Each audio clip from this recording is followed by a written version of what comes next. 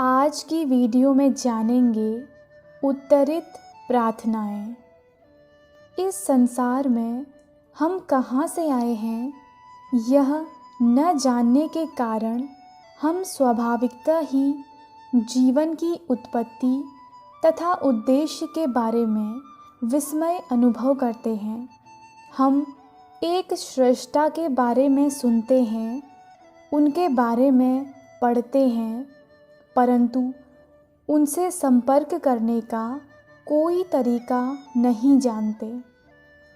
हम केवल इतना ही जानते हैं कि सारी सृष्टि उनकी प्रज्ञा को व्यक्त करती है। जैसे एक छोटी सी घड़ी की सूक्ष्म कारीगरी घड़ी बनाने वाले के प्रति हमारी सराहना को जागृत करते हैं, और किसी कारखाने में लगी महाकाय जटिल मशीनों को देखकर हम उनके आविष्कारकर्ता की बुद्धि पर आश्चर्य करते हैं।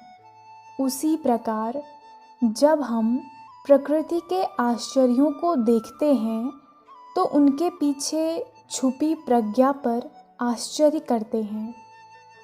हम अपने आप से पूछते हैं, किसने दिया पुष्प को यह जीवंत रूप, और क्यों वह सूर्य की ओर आकर्षित होता है?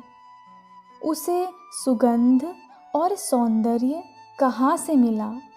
उसकी पंखुड़ियाँ इतने परिपूर्ण तरीके से कैसे बनी हैं, और उनमें इतने सुंदर रंग कैसे भर गए?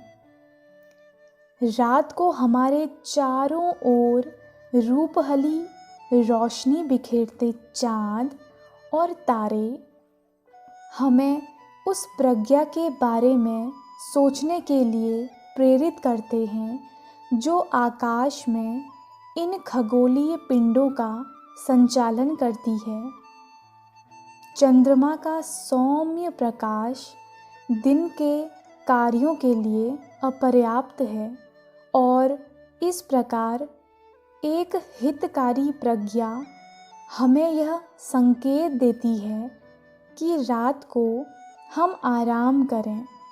फिर सूर्य निकलता है तो उसका उज्ज्वल प्रकाश हमें अपने चारों ओर के संसार को और अपनी आवश्यकताओं की पूर्ति के प्रति हमारे उत्तरदायित्वों को भली भांति स्पष्ट रूप से देखने की क्षमता देता है। हमारी आवश्यकताओं की पूर्ति के दो तरीके हैं। एक सांसारिक है। उदाहरण के लिए, जब हमारा स्वास्थ्य खराब हो तो हम उपचार के लिए डॉक्टर के पास जा सकते हैं, परंतु एक समय आता है जब कोई मानवीय सहायता काम नहीं आ सकती।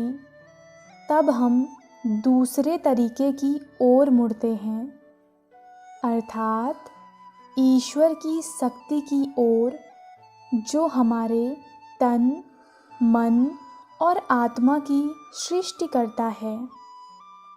सांसारिक शक्ति सीमित है, और जब उससे काम नहीं बनता तो हम असीम ईश्वरीय शक्ति की ओर मुड़ते हैं। हमारी आर्थिक आवश्यकताओं के साथ भी यही होता है। जब हम अपना पूरा प्रयास कर चुके होते हैं और फिर भी वह अपर्याप्त लगता है, तब हम उस ईश्वरीय शक्ति की ओर मुड़ते हैं। प्रत्येक व्यक्ति सोचता है कि उसकी समस्याएं सबसे विकट हैं। कुछ लोग अन्य लोगों की अपेक्षा अधिक उत्पीड़ित अनुभव करते हैं, क्योंकि उनमें प्रतिरोध की शक्ति कम होती है। अपनी मानसिक शक्ति में अंतर होने के कारण लोग कम या ज़्यादा ऊर्जा लगाते हैं। यदि किसी की समस्या बहुत बड़ी हो और उसका मन दुर्बल हो तो वह उस समस्या पर विजय पाने में सफल नहीं होगा। जिसका मन शक्तिशाली है वह उसी समस्या के अवरोध को चूर चूर कर सकता है। फिर भी कभी कभी सबसे बलवान मनुष्यों को भी असफलता का मुंह देखना पड़ा है। जब अत्यधिक विकट भौतिक, मानसिक या आध्यात्मिक समस्याएं हमें घेर लेती हैं, तब हमें पता चलता है कि इस स्थूल जगत में जीवन की शक्तियाँ कितनी सीमित हैं। हमारा प्रयास केवल आर्थिक सुरक्षा एवं अच्छा स्वास्थ्य पाने के लिए नहीं, बल्कि स्वयं जीवन के अर्थ को समझने के लिए भी होना चाहिए। इस सब का क्या अभिप्राय है? जब हम पर कठिनाइयाँ आती हैं तो हम सबसे पहले अपने परिवेश पर नज़र डालते हैं और उसे ठीक करने के लिए जो भी भौतिक परिवर्तन करना हम सहायक समझते हैं वह सब करते हैं। परंतु जब हम ऐसे मोड़ पर पहुंच जाते हैं कि हमारे मन में विचार आने लगता है, मैंने अब तक जो भी प्रयास किया वह असफल रहा, अब आगे क्या करूं?